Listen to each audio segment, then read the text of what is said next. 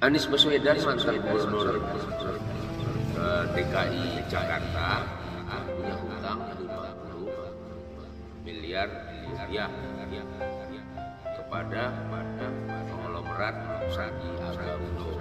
Ya. Nah, hal tersebut diungkapkan oleh Erwin Aksa, ya, yang dalam hal ini adalah keponakan dari Yusuf Kalla. Nah, ini mungkin konspirasi ya. Sementara kan Yusuf Kalla adalah pendukung dari tim sukses lah atau apalah namanya dari Anies Baswedan sewaktu berjuang pada Pilkada 2017 untuk duduki jabatan orang nomor 1 di daerah khusus ibu kota Jakarta.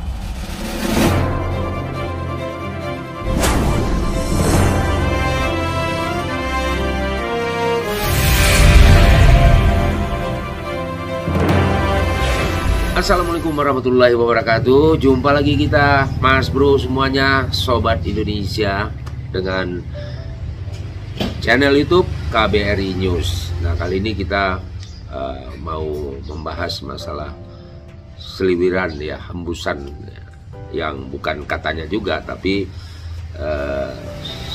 seorang wakil ketua umum ya Partai Golkar, yaitu Erwin Aksa, yang notabene-nya juga ponakan dari Bapak Yusuf Kalla, mengatakan bahwa bahwa mantan gubernur DKI ya, Jakarta, Bapak Anies Baswedan, pernah berhutang pada konglomerat Sandiaga Uno sebesar 50 miliar begitu ya. Ini kita nggak tahu maksudnya ini apa nih. Erwin Aksa nih mengungkapkan hal tersebut pada podcast dari Faisal Akbar ya. Nah, kita ketahui bahwa Pak Yusuf Kalla merupakan tim sukses atau pendukung lah ya motorik daripada Pilkada DKI 2017 yang mengusung atau memperjuangkan Anies Baswedan untuk menjadi gubernur DKI pada saat itu. Nah, ini ada apa ini ya? Sementara ponakannya mengungkapkan hutang Anies Baswedan sebesar 50 miliar. Nah, ini mungkin semacam konspirasi atau apalah namanya. Atau ada juga para netizen mengatakan bahwa itu menunjukkan, nah, maksudnya menunjukkan bahwa Anies Baswedan itu tidak korupsi katanya kan, karena dia berhutang dan sampai saat ini memang belum dibayar itu yang 50 miliar. Nah, sebenarnya kalau kita kaji ya, kalau kita amati, nggak ada sih relate-nya ya, nggak ada hubungannya antara seorang yang berhutang belum bayar untuk tujuan biaya pencalonannya sebagai seorang gubernur pada saat itu, menunjukkan bahwa dia tidak korupsi. Yang enggak juga, lihat aja banyak tuh yang tertangkap ya, di penjara segala macam ya, banyak sekali. Mereka tertangkap karena korupsi ya, tapi ternyata mereka punya utang ya dalam event-event tertentu, seperti halnya Anies Baswedan nih ya, buktinya ya utangnya ada juga belum dibayar, korupsi jalan juga kan. Jadi nggak ada semacam apa ya, tanda bahwa seseorang yang berhutang seperti Anies Baswedan ini kepada Sandiaga Uno itu menandakan bahwa dia tidak korupsi. Ya nggak juga, nggak ada hubungannya juga gitu loh. Nah, inilah yang terjadi, ya kesimpang siuran. Memang bukan urusan kita sih masalahnya, soal utangnya si Anies Baswedan itu urusan dia kan gitu. Tapi yang sangat disayangkan ataupun pertanyaan ini gue kutip dari channel YouTube ya, Kanal Anak Bangsa ya, Bapak Rudi S. Kamri yang mengatakan yang menjadi pertanyaan lagi adalah apakah ada niat baik ya. Dia kan mau mencalonkan seorang menjadi presiden ya, atau di Pilpres 2024 Pak Anies ini, apakah ada niat baik atau untuk paling tidak menyicil lah ya. Menyicil, terus kemudian terserah mau cicilannya berapa kali, apa seperti cicilan BTN ya. Apakah ada niat Pak Anies ini untuk membayar utang tersebut? Kalau memang dia menunjukkan seorang yang benar-benar ini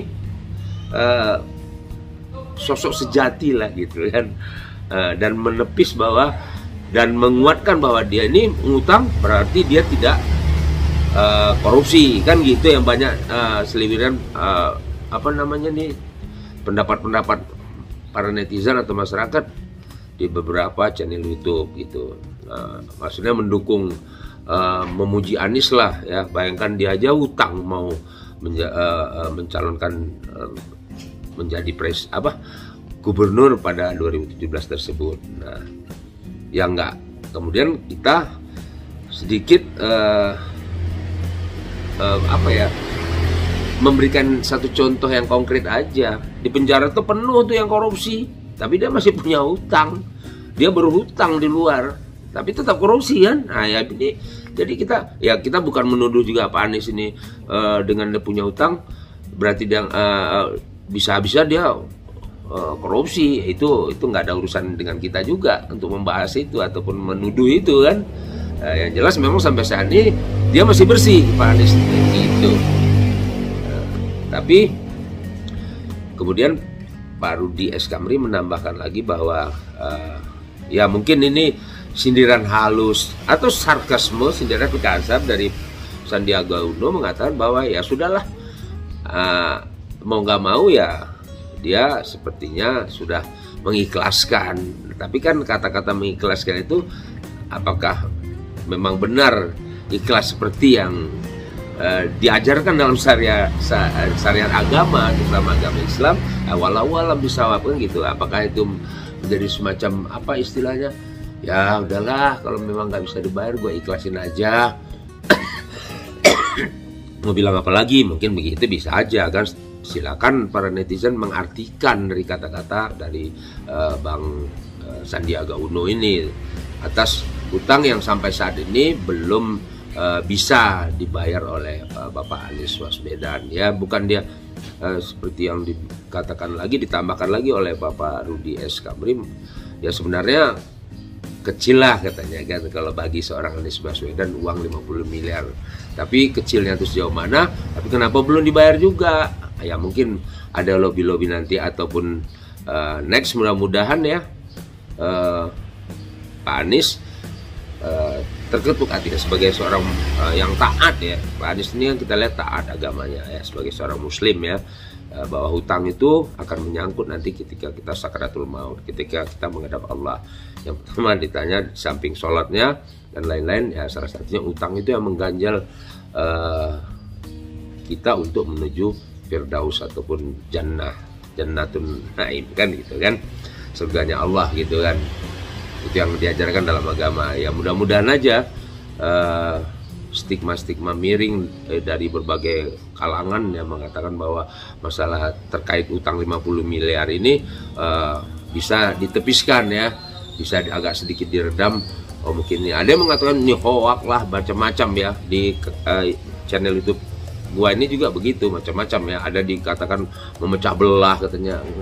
Kita mengupload begini dikatakan memecah belah seperti apa? Nggak ada bermaksud memecah belah. Tolong dikoreksi, tolong ditelaah dulu. Uploadan kita baru mengatakan memecah belah ya kan. Nah itu hanya sekedar tambahan ya dari uploadan gua yang pertama, karena ada yang mengatakan gua itu memecah belah bangsa. Nggak ada sama sekali memecah belah bangsa, nggak ada juga kaitannya ke sana kan.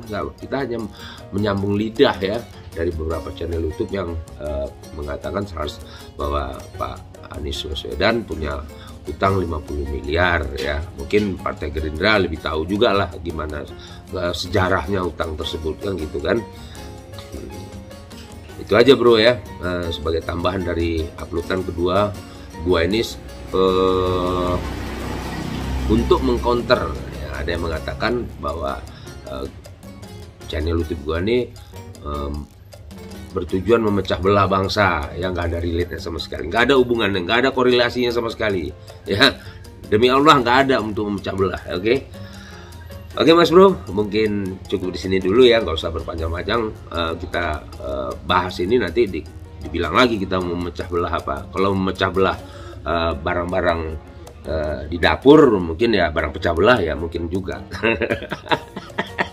Tapi kalau memecah belah dengan mengupload Anies terlibat utang 50 miliar bla bla bla bla, nah, terus tujuannya untuk yang tadi itu memecah belah lagi, gua ulang-ulang terus memecah belah, ya naif banget ya. Ini stigma atau anggapan yang nggak ada hubungannya dan sangat rendah sekali menurut gua. Oke, kalau ada kalimat atau kata-kata atau dalam mengutip kata menyampaikan ini mohon dimaafkan ya, tidak bermaksud apa-apa ya, tidak maksud memecah belah lagi ya. Oke, sampai ketemu. Tapi jangan lupa sebelum kita akhiri statement ini, jangan lupa subscribe, like, share, and comment channel YouTube KBRI News yang memberikan informasi-informasi terakurat, terpercaya, dan akuntabel. Oke, sampai ketemu di next video selanjutnya. Assalamualaikum warahmatullahi wabarakatuh. Jangan sempat pecah belah ya. Pecah belah, nanti istri marah kalau dipecah belah barang-barang di dapur.